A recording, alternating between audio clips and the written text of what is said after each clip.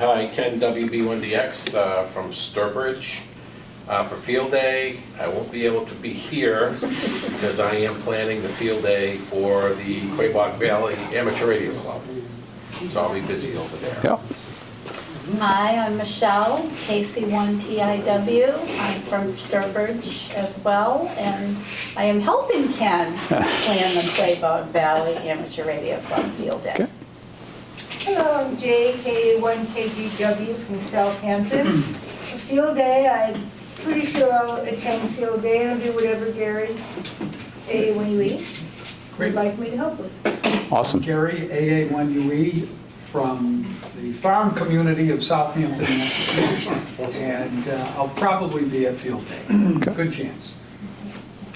Paul, NF1G from Leeds. Plan on being at field day and hoping to do some QRP. I'm George, KC1B from Somers, Connecticut.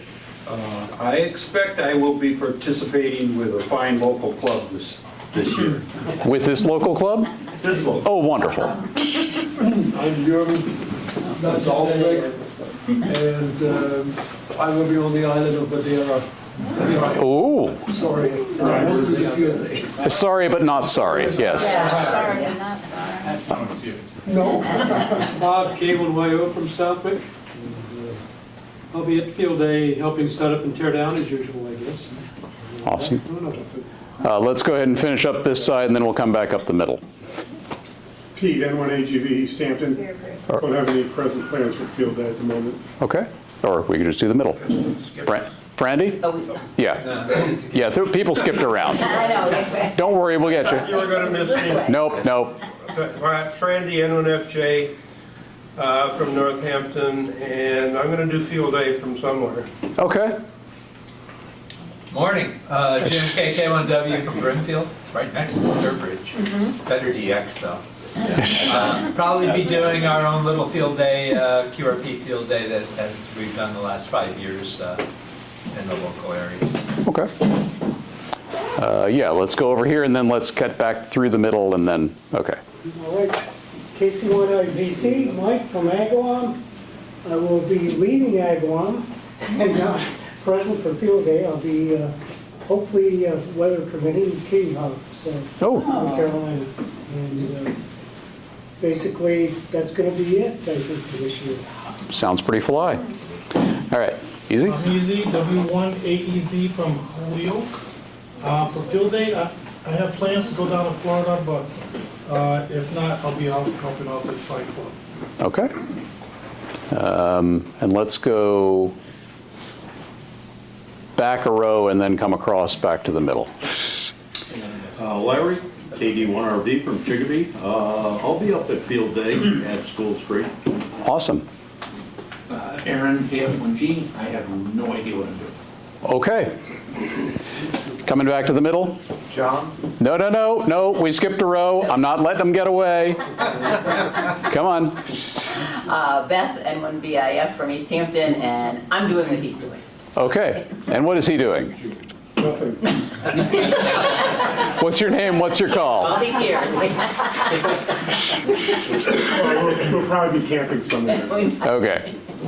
Then go ahead and give your name and call.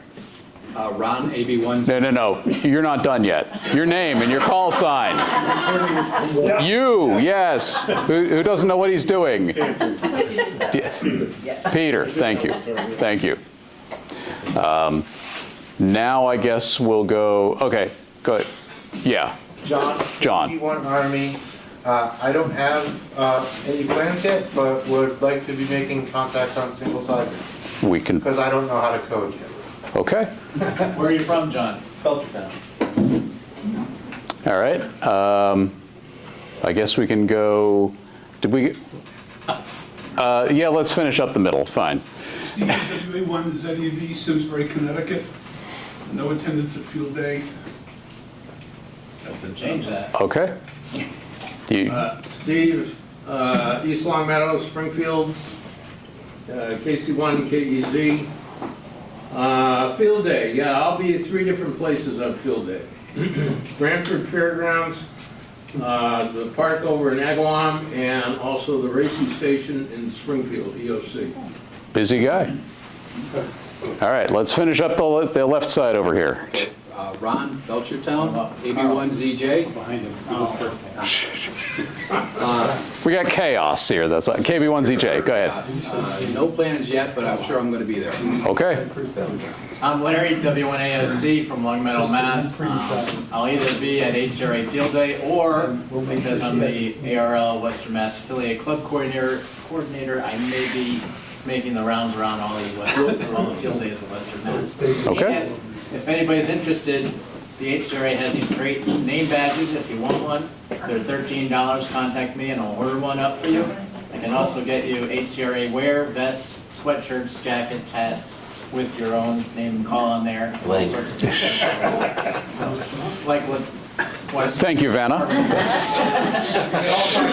Contact me and I'll get it ordered for you. Now, finally, your turn. Yes. Just checking. Carl, KC1LGF, Livermore Springfield, and apparently for Field Day, I'll be in Agawam. Okay. Excellent. All right. And we got 2 more people to go back here. Yep. Mike from West Springfield, and I'll try to be there. Great. Josue? Jose, Kilo, KP4 JLD from Ludlow, and I'll be Awesome. All right. Did we miss anybody? Okay. And let me just give a couple more quick announcements. Don't worry, you're going to get thoroughly introduced. If you are an ARRL member and you need to renew, or if you're not an ARRL member and you want to join, which you should because it's a good organization to be in, please do so through the HCRA Club. You can find information in Zero Beat on how to do this.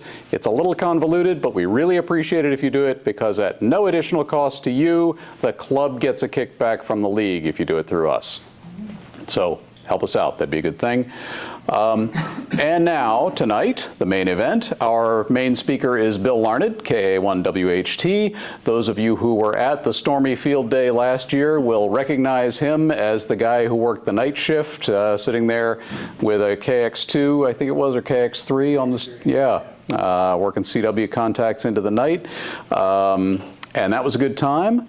And tonight, he is going to take us to the moon, or at least tell us how to bounce RF off it, maybe even without having to build a 20-foot wide NASA-style dish. So I think I'm definitely looking forward to this talk. And I will give you all the microphones, if you can attach that to yourself somewhere.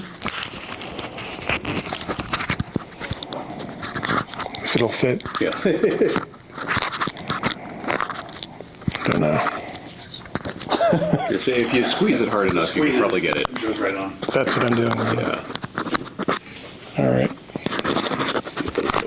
There we go. Here's an additional mic. Great. Thank you. Yep. So I'm from East Falmouth, and for Field Day, I'd love to join you guys again for CW. Love to have you. The operations. So yeah, I wanted to give a little bit of an overview before I go into EME and everything. I'll talk just a little bit about myself, my history in ham radio, hobbies, education, the evolution history of Earth, Moon, Earth, Joe Taylor and his suite of software, theory, equipment and antennas, practical beginnings to get started, like what you need to get started, very basically, and a Q&A and walkthrough of all this equipment. So I got licensed 35 years ago in 1990 in August. Grew up in a family that encouraged hobbies. My dad was not big on TV. We had a TV that was in a closet. After an hour of television, he locked the closet door, said, go read a newspaper or do a hobby. He was very supportive of ham radio. So I got licensed. I didn't know how to solder. He was an electrician, helped me solder my first dipole for 40 meters and 15 meters. And he was big into model trains himself, wasn't a ham radio operator, but had that kind of electrical interest, collected glass insulators. So I started out with a Johnson Viking Navigator and a realistic DX440, and I switched between them with a knife switch to operate, and my Elmer tried to help me out as well. He was my best friend's father. My best friend had no interest in ham radio whatsoever, and he said, maybe you'd be interested, so I went into his ham radio shack, and it was all over. I was hooked. So I kept upgrading my license, and after high school, I went to college, and then I joined the Navy, and I enlisted as an electronics technician, and there are hundreds of naval enlisted classification codes, and I managed to get HF transmitters and amplifiers, and I couldn't believe my luck. I was not at the top of my class, but I got that, so I was really happy about that. So I was in the Navy for 20 years, and I serviced everything from VLF to EHF and worked on crypto, so I had kind of a broad background. But something was kind of calling me to EME, and I kind of studied it here and there, but I stayed pretty much with HF until about 5 years ago. I was listening to the Ham Radio Workbench. It's my favorite ham radio podcast, and this guy, Doug Millar, K6JEY, was talking about MoonBounce and what you needed to get into it. And I was under the impression that you needed a lot of high power and very elaborate antennas, and I was quite wrong, is that there's a lower barrier to entry now than there was, say, back when EME started evolving in the early 1950s. So it's kind of been a real interesting journey and humbling as well. So quick history of EME. The U.S. Army had a Project Diana. It was where they had a 50 kilowatt antenna, and they were basically bouncing radar off the moon, radar signals. The U.S. government started to get interested in pointing antennas at the moon because unsuspecting Russians were transmitting, and the transmissions were bouncing off the moon, and then they were recording and getting intelligence off of these signals. It got kind of real interesting cloak and dagger wise. The U.S. Navy used Operation MoonBounce to relay signals between Hawaii and Washington, D.C. So radio amateurs started to get interested in EME more and more, said we can do this. And it started in about the early 1950s. There are some reports it started before that in the late 1940s, but they started out with high power and big antennas on 6 meters and 2 meters. And then as the decades went on, things got streamlined. You could do it with, you could start doing EME with less power. So Joe Taylor came along, K1JT, and he revolutionized ham radio and, of course, EME. So what he did was he developed protocols and weak signal modes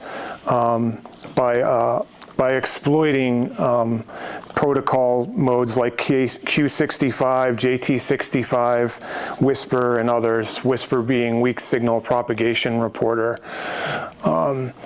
Until that time, I was mostly using CW, and I dabbled a little bit with PSK31, which I still love to this day because it's more of a conversational mode, and I can actually have a conversation a little bit unlike FT8, which to me is more of a propagation tool, but still helpful to connect people. So signals with Joe Taylor's modes, the WSJT suite, are decodable down to negative 27 dB and sometimes even better relative to the noise floor. So that's quite a difference and a turn from the past where CW and SSB or radar were used. And it's allowing more people to use EME.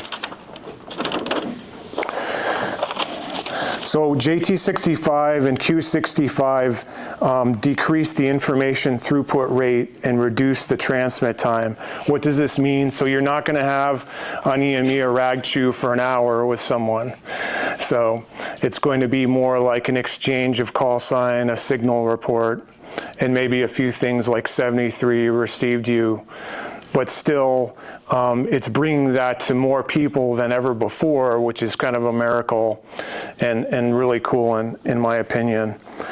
So he has constraints built in, and the difference with EME over other modes, of course, is the sequencing, which I'm about to get into here shortly. And of course, the other advantage of this is you don't need kilowatts of power. You can use as little as 60 watts. Yeah, so you're using JT65 or Q65 or QRA64, and you're able to exploit and transmit. And when you receive a signal, you may not even hear it.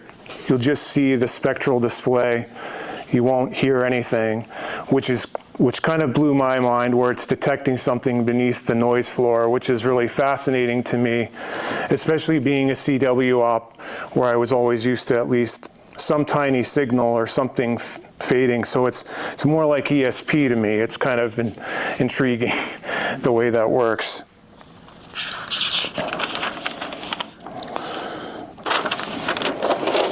So Q65 and JT65 compress the information into the least possible number of bits, and that's pretty much how it works. It's more of a minimal mode where you're not having long conversations, but exchanging information. So EME is not plug and play, although I did say it's easier to get into it. You can't go out and buy a complete EME set. All these components are things that I derive from different places in order to make a packaged whole. But I think that's kind of the spirit of ham radio, right? To many people, where you take discrete components and put them together and figure out how they all work together. And in the journey, you kind of learn about it. And that for me, my background was HF, and I wanted to learn about microwave, and that's part of why I chose 1296, besides some other reasons I'll get into. But I wanted to learn, in a way, the hard way, so that I would learn it fresh and find out what I couldn't do anymore and what the limits were, but also what were the benefits of using this mode. So it involves some tinkering and experimenting, and above all, patience. The best way, in my opinion, to get into EME is to use equipment that you may already have. Some of you may already have a transceiver with 2 meters and 440 already in it. And so that way you have a starting point. And you may already have a 12-element Yagi, or you might have a Yagi that's smaller than that. And that's a starting point. So the good news there is you may already have some of the equipment that you need for EME. You just have to figure out what else you have to add accessory-wise, whether you buy it brand new or whether you buy it used at a ham fest or something like that, and just slowly put it together. For me personally, my journey was, when I retired from the Navy, I was a caretaker for my mother. I no longer had a full-time job, and so I just bought the things gradually, year by year.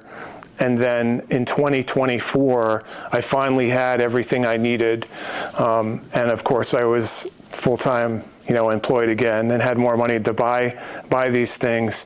So everyone has their own journey and pace as to buying this equipment and getting it to work together. So using JT65 and Q65, if you've already used digital data modes like PSK31 or radio teletype or Olivia, just for instance, it will help you. If you've never used a digital mode before, if you've just been CW and SSB, the good news is Joe Taylor and his crew have made some great tutorials where they actually have a live conversation that you can monitor and shows what you need to do. This is usually included in the package that you download for WSJT Suite, where it has demonstrations. And the good news too is that they are always refining the product. New editions are coming out. People write to them and say, what about this? What about that? I don't like this. And he and his team are very good about refining the final product.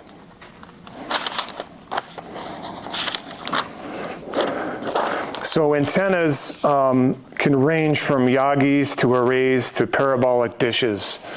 If you're going to use a directional antenna besides a parabolic dish, a 12-element Yagi might be something that's good to start with.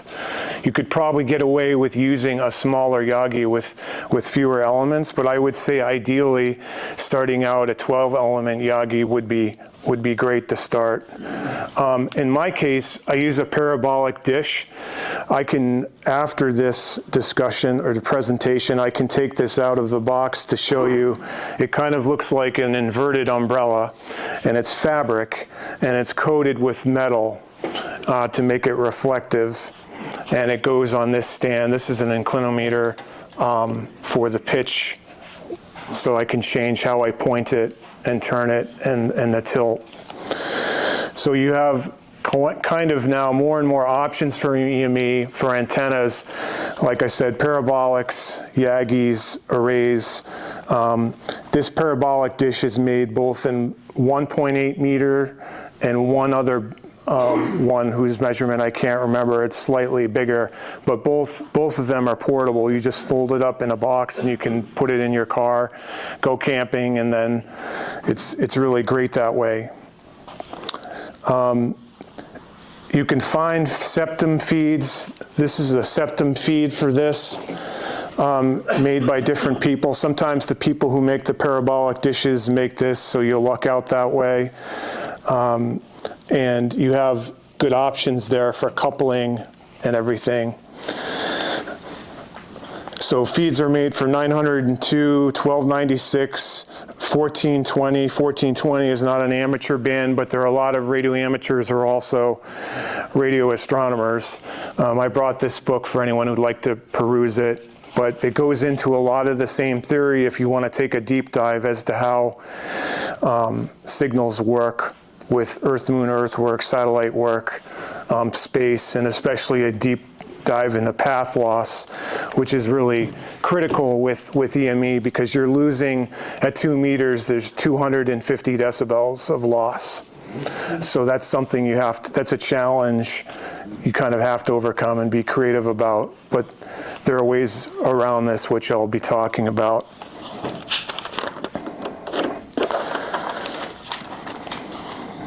So you have, the beauty of EME is you have a variety of bands to choose from. Each has their own characteristics and distinct pluses and minuses. Let's take 2 meters, for instance. When you are transmitting in that mode, it's more forgiving when you're pointed at the moon. The moon moves about approximately 1 degree every 4 minutes. So with EME at 1296, you're going to have to move the parabolic dish about once every 8 minutes. You can take a kitchen timer that you use to boil eggs, bring it out with you, and then move the dish every 8 minutes. Or you can buy a rotator. I personally have not used a rotator yet. I've just used manual labor to turn the dish. With 2 meters, it's different. The difference is the beam width.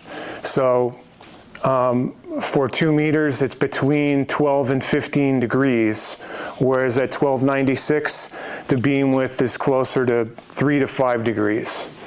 So there's a difference there. It's less forgiving the higher you go in frequency, but you have to take into account some other things I'll talk about, like Doppler shift and libration fading, which are different at different frequencies. So the patch feed for this antenna is generated by splitting the transmit signal and feeding each SMA port. So with this particular dish, the signal is transmitted right-hand circular polarization at the moon, and then when it bounces off the moon, it comes back left-hand circular polarization.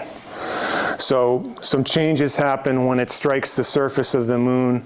The craters distort the signal and the waveform, and it sounds a lot different than when you sent it up to the moon, which is kind of a neat thing when you hear it come back, if you can hear your echo. You won't always hear your echo. Your echo is going to be heard with higher power. So that's something that's not always guaranteed, but it really is neat when you do hear that. So the options with rotating the dish, moving it, there's a manufacturer called Green Heron, and they have probably some equipment you might be familiar with already, with a rotator box, and then it sends signals to the tripod with the parabolic dish on it to move the antenna around to your liking. You can set it digitally, and there are ways of calibrating it so you know it's correct, but that's one way of turning the dish besides just using manual labor to do it.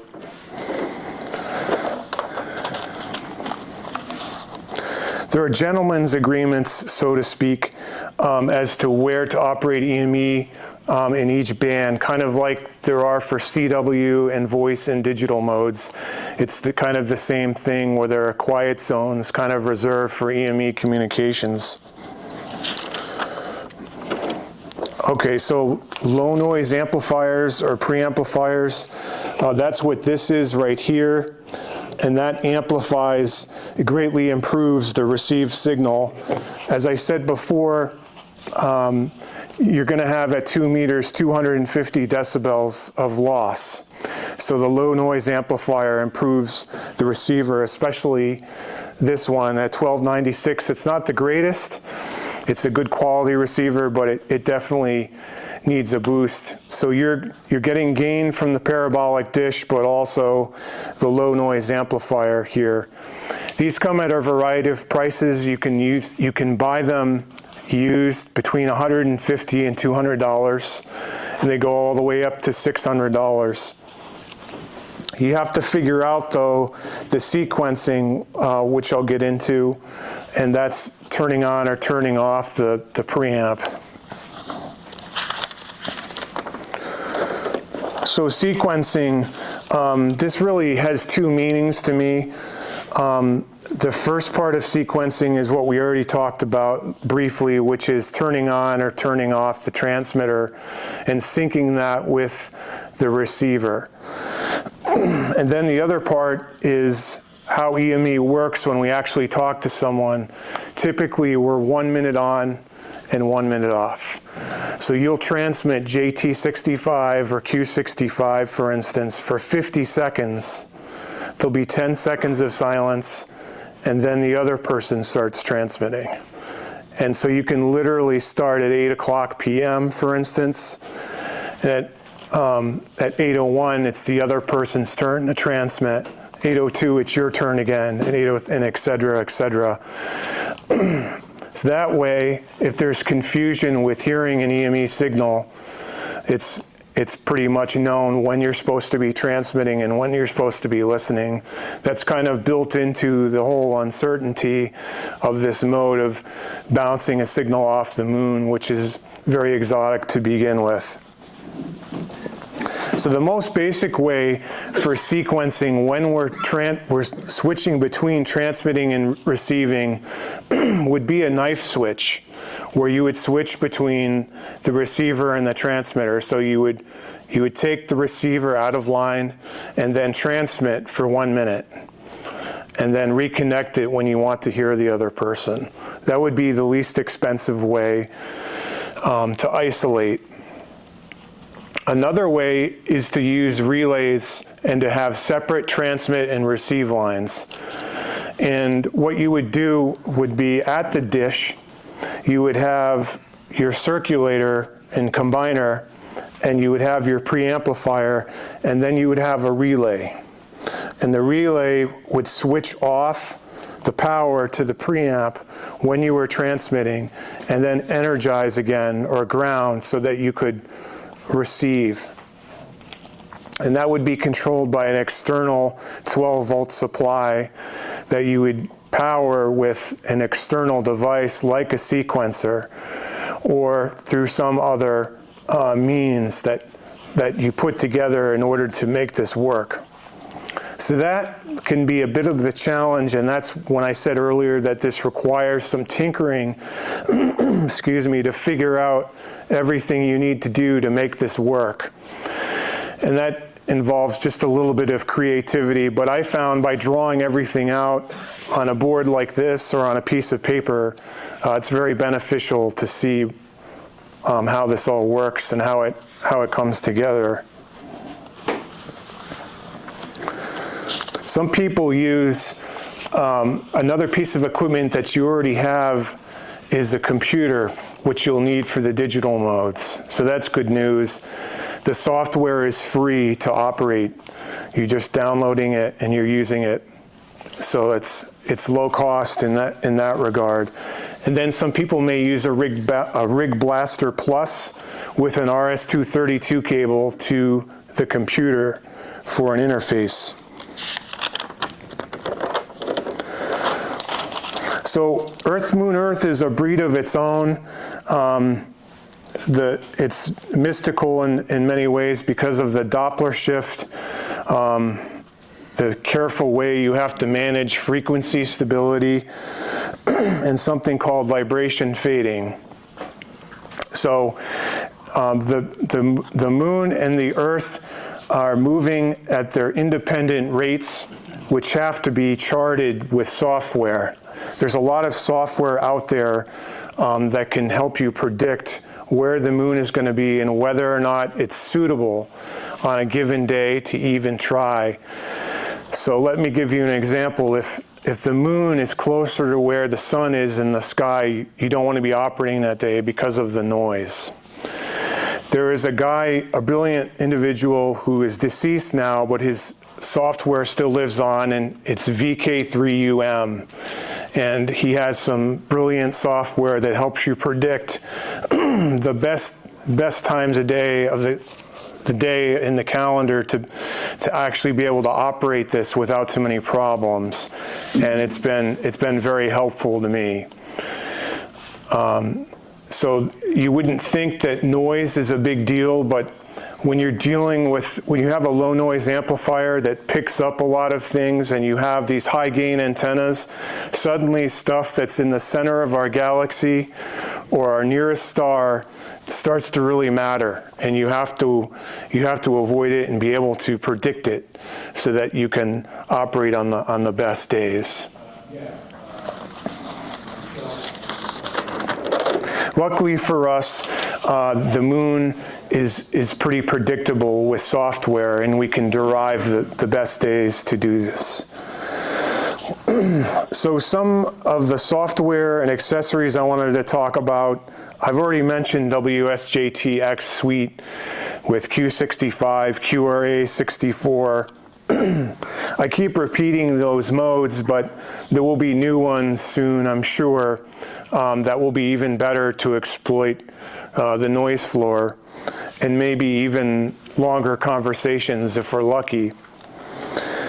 So I mentioned earlier, I touched on frequency stability because I was referring partly to the Doppler shift. Because of Doppler action, because of the relative movement between the moon and the Earth, the frequency changes when you are on EME and you're listening to someone. And it happens over time, but it's very noticeable. And the blessing with the WSJT software is it tracks that and it adjusts and makes up for that difference, which it hasn't always done before, where you had to turn the dial and kind of follow it, and you might lose it in the middle of a transmission or receiving, which could be very frustrating. But like I said, with EME, you have to have patience, right? So that's real important to track. So frequency stability, there's something called, which I've been using with the IC 9700. It has a slight problem with stability when it comes to EME. If we're using CW or SSB with this radio, we don't care that much about the stability, but with software with very faint signals, the accuracy can really make a difference as to whether you hear someone or not. So this is basically a GPS disciplined oscillator, and what it does is it receives a GPS signal, and it will correct the signal within this radio, the local oscillator, so that it's linked to, it's getting the GPS signal and it's disciplining it so it's very exact, like less than 1 hertz. So that's very helpful. It can be very helpful if you have a radio whose stability you don't quite trust. This is about $150. It comes with SMA cables. The SMA cable attaches to the end of this radio, and then the other end goes to your computer, and there's some real easy software in there to send the frequency you want to the radio. There's a wide range of frequencies you can use this with, so it doesn't have to just be used for EME. You could use it for HF if you need more stability in data modes or something like that. So it's very versatile that way, and you can power this with a battery in the field, so you can run it right off your computer. So it's very portable that way. So when people are starting out, they're kind of like, well, what time of the day do I listen? How do I know when to get on? Besides the software telling me the ideal days, how am I going to know when I can talk to someone? There are so many frequencies. There's a lot going on out there. How do I know?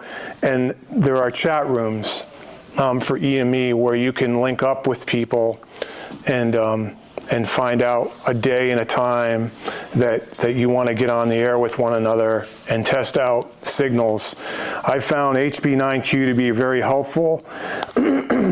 He is a resident of Switzerland, and he wants to work everyone. He has an antenna farm from HF up through, I think it's 48 gigahertz. And he wants to talk to everyone in the world on EME, and he's very kind about trying to schedule something with you and then trying to get on the air and listen and find out, troubleshoot why he's not hearing you or why you're not hearing him. And there are nice people like that in the chat rooms, which are very, very helpful with that. So at this point, I want to open it up to a Q&A. After I put out all this, I imagine there are some questions. Bill, I have a question. Other than thinking you needed high power to get on and have a successful EME station, what was the other biggest misconception you might have had about EME that people might have that you could talk about? I think part of it is expecting it to sound like HF. Because being a CW operator, I thought, oh, I'm used to weak signals and the crackling atmospheric noise and everything that's mystical about HF that we all love, at least those of us who love HF, right? So I thought it would kind of be like that. When you get on, like on 1296, there's just this flat hiss, right? And it's not about that. It's not about the audio, which I love so much. It's more about, you know, connecting with someone underneath that noise, you know, and sitting there and all of a sudden someone pops up. There's no indication on your screen sometimes. Nothing in the spectral display. So it's very mysterious that way. Yeah. All of a sudden, there they are. Exactly. Yeah. I guess I have two questions. If you don't see someone, they just come through. Are you just kind of like parked out on a frequency to see if anybody comes by, or are you transmitting intermittently? Usually it's set up in a chat room. It can be very difficult to just get on a certain frequency and listen and see if anyone's there. Well, it's not difficult to listen, but to connect with them, it might be difficult if you don't prearrange it. Now, I'm not saying that's impossible. You could tune in on 8 o'clock on Friday night, and there might be people transmitting, and for some reason, the person they connected with isn't hearing them, but maybe they hear you, and you could go in that way. That's welcome, because these signals are so weak, there might be God knows how many simultaneously that can be decoded, but it just somehow works for you and that person because of a... Yeah. Yeah. And then you mentioned about with radio astronomy. Mm-hmm. Is there a way that opens up more bands or privileges? So that's, to me, from my understanding of it, it doesn't really have to do with the amateur radio service, but a lot of people who are hams are also radio astronomers because they say, well, what else can I do with this parabolic dish that's cool? Like monitor Sagittarius or Jupiter, for instance. Okay. They're strictly receiving. You wouldn't be transmitting. No. No, that's strictly monitoring. Yeah. For aliens? No, they're listening on the radio the way you would look through a telescope. Yeah. So instead of looking at the light coming from Tau Ceti, you listen to the radio signals coming from Tau Ceti. I mean, it's all the electromagnetic spectrum, right? And so you can map the sky in the radio frequencies. Yeah. Some people are really interested in charting the noise from stars and when it peaks, and just monitoring that, and even printing it out on a sheet of paper and looking at it. And they're variable stars. You can monitor the rise and fall of the signals from them on radio frequencies. Yep. Go ahead. No, go ahead. I was going to ask about radio astronomy, but that's not the topic, so never mind. No, that's okay. No, that they're highly, I would say, correlated. Yeah. So people get into that sometimes when they have invested in a dish or even a Yagi, and they're like, well, what else can I do with this? And the cool thing about ham radio and astronomy is they kind of go together, right? So if you're doing EME and the moon isn't in the sky, it's a moonless night, you can take out a telescope, go to the field, watch some planets, some stars, look for meteors. So they're kind of interweaved, in my opinion. They dovetail nicely. What would you consider the easiest band for somebody to get on the air? I would definitely say 2 meters. 2 meters. Yeah, because... What would you detail as a basic station for that would work? Yeah, if you have a 2 meter transceiver like this one, the IC 9700, but it doesn't have to be this. This is more recent, probably more expensive. I mean, this was $1,000, but you can find 2 meter transceivers up to 100 watts from the 90s, or even the aughts that are still high quality that you could use for that, or even a dedicated 440 transceiver.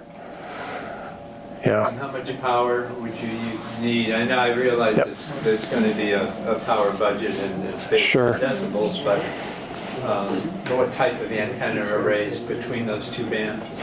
So 2 meters would ideally be a 12 element. Single, yeah. Yes.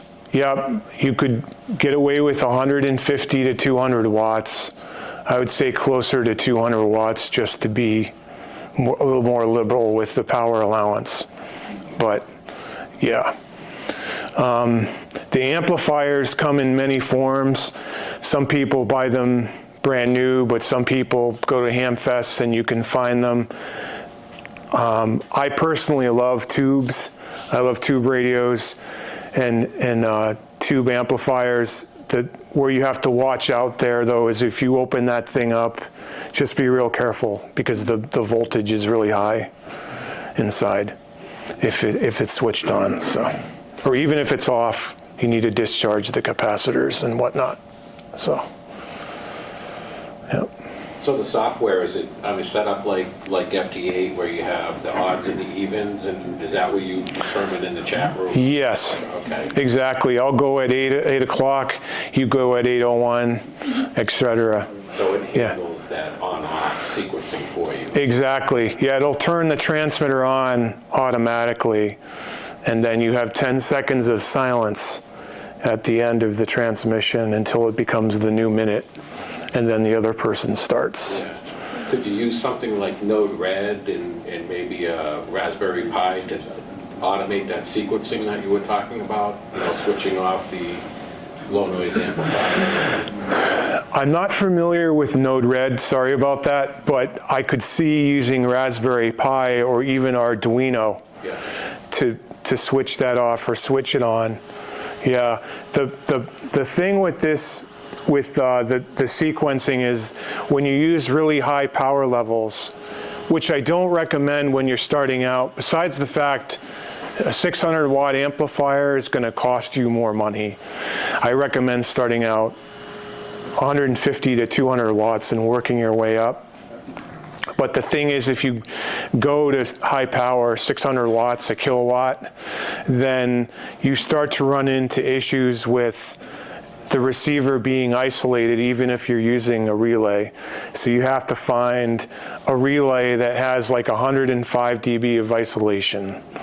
It has more of a strict requirement. So it's not anywhere near impossible, but you just really have to watch it so you don't fry your LNA.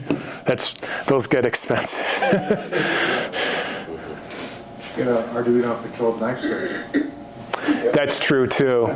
Yeah, or you could do it old school like I did when I got into ham radio and just use a manual one from, I was going to say Radio Shack, but. That wouldn't mess up the finals at all? What's that? Disconnecting the antenna, would that mess up the finals? If you're transmitting and you have the transmit in line, and then you stop transmitting and you take it and you go into, you should be fine. Yeah. Stop transmitting before you flip the switch. Exactly. Yeah. Can you clarify for me just what's contained within that? You talk about this 1 minute transmission and second. What's contained within the 50 seconds? So you are sending basic information, your grid locator, your call sign, the signal strength, and maybe RRR if you heard the other guy. Obviously at the top of the hour, you won't send RRR, you're the first person going. The thing with EME is you're not always going to hear the other person and you're going to ask them to repeat. So you may go through several sequences where it keeps repeating itself. So they don't hear RRR from you. So then it's their turn to transmit again. They transmit the same information. So this could go on for half an hour before you hear them. Well, the reason I'm asking the question is I'm sort of trying to analogize it, maybe unfairly, between like an FT8 transmission, where you're sending your call sign, your grid locator. That takes 15 seconds. What do you do with the other 35 seconds? Send it over and over.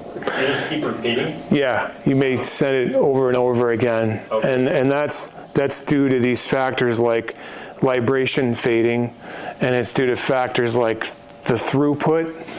If you start to lose gain or something, or their conditions are changing, it's more helpful that way. And there are other modes of that where you can transmit for, I believe, 120 seconds and receive for 120 seconds. But you kind of determine that by selecting what you want in the software, but also having an agreement with the other person, before you start transmitting in a chat room as to how you'll handle that. Okay.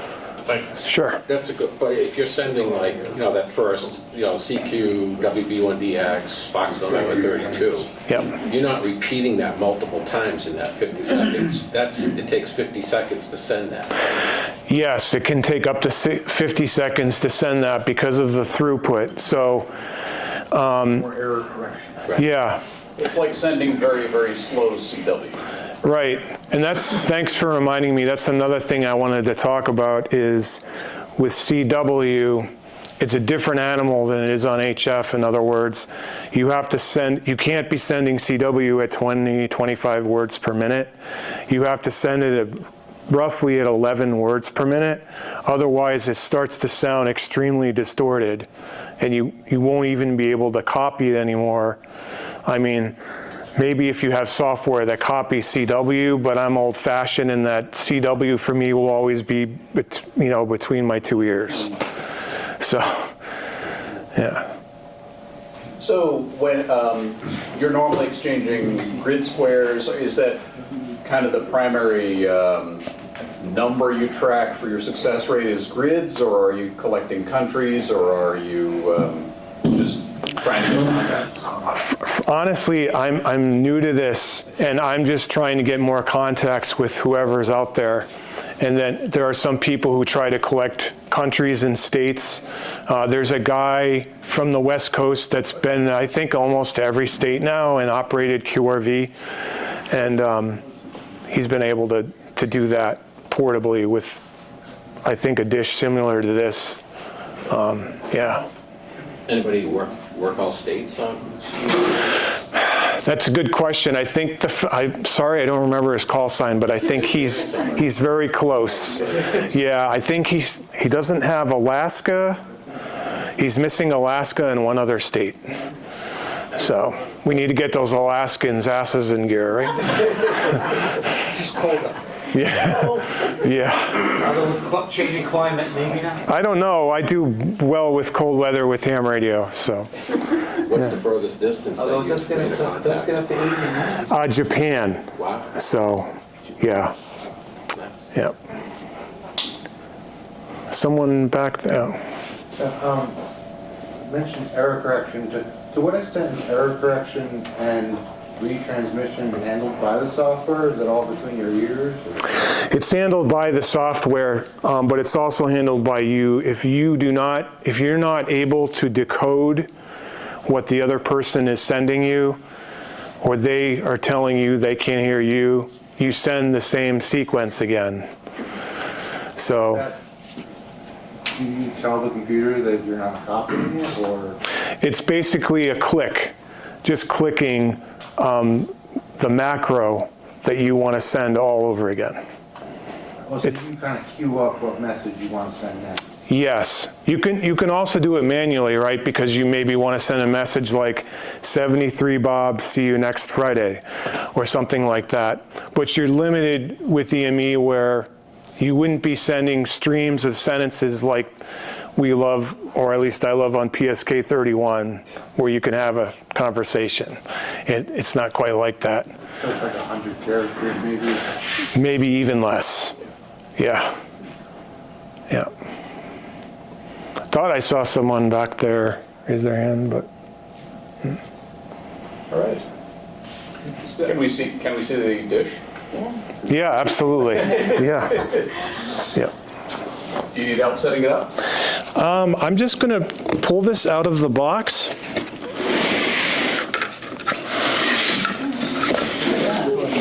Yeah. So it's kind of like the umbrella you have on your deck or something like that. And then this gets unfolded to an inverted umbrella. And then you put it on this inclinometer. And you can set it, turn that for where you want it to point, azimuth and elevation. And so you can buy a product from Green Heron, and it has the digits there for the azimuth and elevation, both at the same time, and you can fully control what direction it's pointing. That in itself is kind of that takes a little bit of patience to calibrate this thing and make sure it's actually pointing where it's supposed to be, so you know you're pointing on the moon. One way people deal with that is you can use a gun scope, and you can put it somewhere here on this tripod that's aligned with the antenna, and then you can be able to sight the moon that way. Another thing that you get used to measuring too is sun noise. To test your receiver, what you'll do is point the dish directly at the sun. And you'll notice when you move it from the sun to cold sky that there will be hopefully a major change in noise that you're receiving, and that way you know your receiver's working, obviously, but also you're pointing in the right direction. That's a great way to test it. This fabric is not transparent. It's what I would say translucent in a bright sun. So you can see it, you can look through this and kind of see where the sun is in the sky. So you have a guide if you're not at the level yet of controlling this with a rotor and rotator. So when that umbrella is unfurled, what's the diameter? 1.8 meters. Yep. And that's for 432? This is for 1296. And it comes in a bigger size too. And the manufacturer makes the septum feed for different frequencies.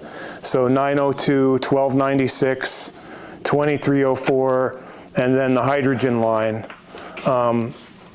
in the 1400 megahertz band, 1420, I believe.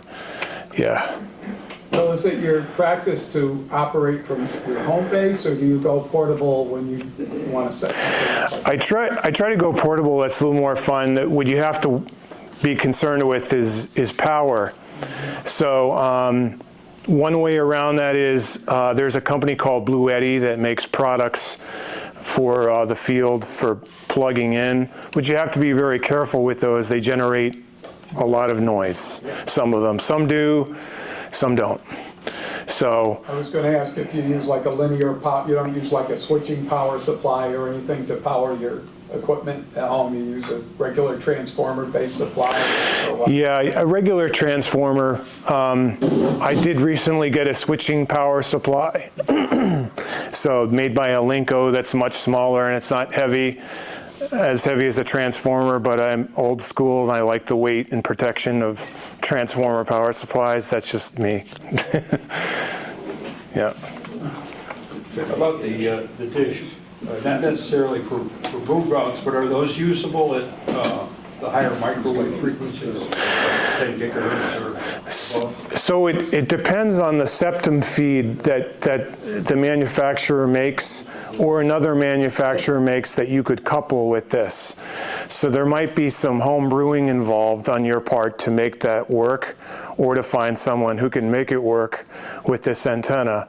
I know that the guy who makes this, Paul W2 HRO in New Jersey, Sublunar Systems, he's trying to make one for 10 gigahertz, but that's more challenging. You wouldn't want to manually point for 10 gigahertz because it's a lot less forgiving, where in other words, because of the beam width, you have to keep it very much on the moon.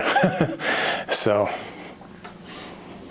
How often do you have to adjust as you're trying to make a QSO? I mean, the moon doesn't move that fast, but it moves. Right. It depends on the frequency because of how the beam width changes with frequency. So at 2 meters, you're going to be moving it a lot less often than you are at 1296. I haven't used 2 meters myself yet. I've just used 1296. So my experience is I have to move it about once every 8 minutes. So what's your gain out of that dish? About 25 dB. So, yeah. Did you have one? I was just wondering, you mentioned you kind of calibrated by pointing it at the sun and then pointing it at the sky. Yep. Does the same thing work with the moon? You can hear moon noise, so to speak. It's just the sun reflecting off of the moon. Right. So you know if you have to move your hand. it's a lot weaker than the sun. Okay. So orders of, I can't give you a measurement here, orders of magnitude. But if you pointed at a path with no bright stars and then back to the moon, you can hear it. You would hear something, or you would detect it in the spectrogram. Okay. Yeah. Some people are more elaborate with it, where they have an external meter and hook it up and measure it that way. So there are different meters for that. So a lot of customization. that's the nice part about it. You can customize it the way you want it, but it can get out of control if you buy every single accessory. So you have to really sit down, you have to think about what you want. You have to think, what's my goal? Well, I want to get on EME. Okay, I just want to bounce a signal off the moon. I don't need to hear my own echoes. I don't need a 40-meter wide radio telescope out in California. I just want to talk to someone off the moon. So, yeah. All right. Well, thank you very much. Thank you.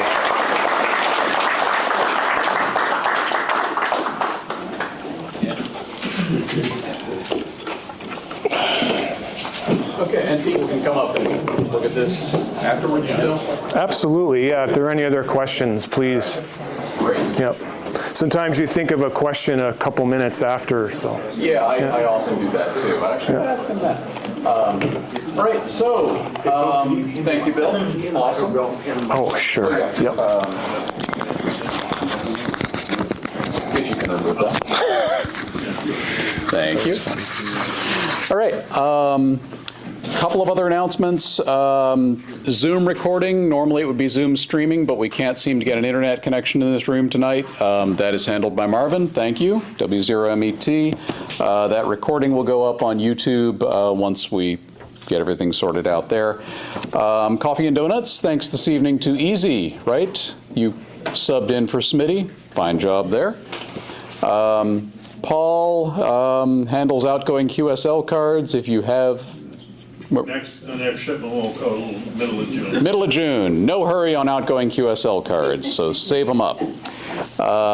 Membership forms are in the back if you have not joined or if you haven't renewed, and you can check on the website, hcra.org, to see if your membership is current. Please come to the 10-meter net on Monday nights if you have HF. We meet on 28,375 megahertz, Mondays at 7 p.m. Gary, W1JZR, signs as W1NY, the club call sign. My HF antenna has currently gotten blown down on the ground, but I hope to have that up again soon and be back on the net. Check out the latest issue of the newsletter, Zero Beat. That's on hcra.org. It's once again under the capable control of Ken, KD1KU, who is officially the best newsletter editor in New England. And if you haven't already, please sign up for our email reflector. You can find that at hcra.groups.io. That's where we send out things like what's going on in tonight's meeting. Yes, Paul? I misspoke in my old age. I'm losing track of time. The next shipment of QSL cards probably around April 15th. April 15th. Yeah, so... a deadline we associate with more painful things. QSL cards, then do your taxes. Okay. Yes, right. QSLs first, then taxes. Get your priorities straight. All right. Remember to turn your phone ringers back on so the people who have been trying to reach you for the past hour will be able to do so. And everybody, drive safely on the way home. Thank you for coming. All right. Great job.